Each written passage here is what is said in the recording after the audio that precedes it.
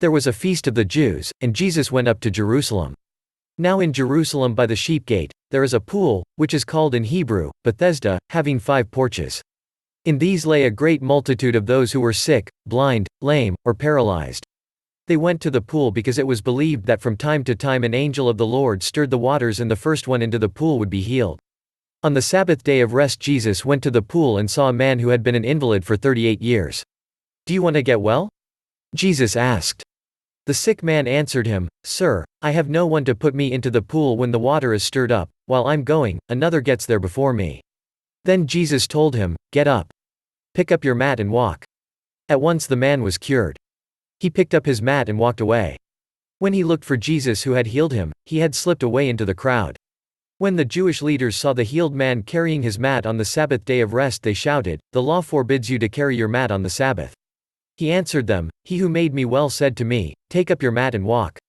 Then they asked him, "Who is the man who said to you, 'Take up your mat and walk'?" Later Jesus found the man in the temple, and said to him, "Behold, you are made well. Sin no more, so that nothing worse happens to you." The man went away and told the Jewish leaders that it was Jesus who had made him well.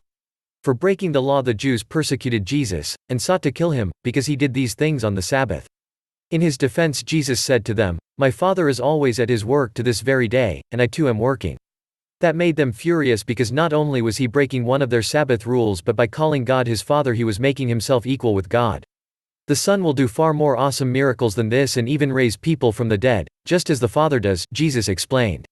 God leaves all judgment of sin to his Son.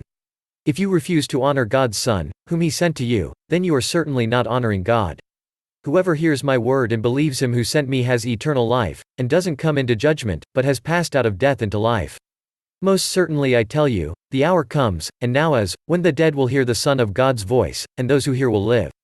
For as the Father has life in himself, even so he gave to the Son also to have life in himself. He also gave him authority to execute judgment, because he is a Son of Man. If you like this video, give it a thumbs up. Share and leave a comment. Subscribe.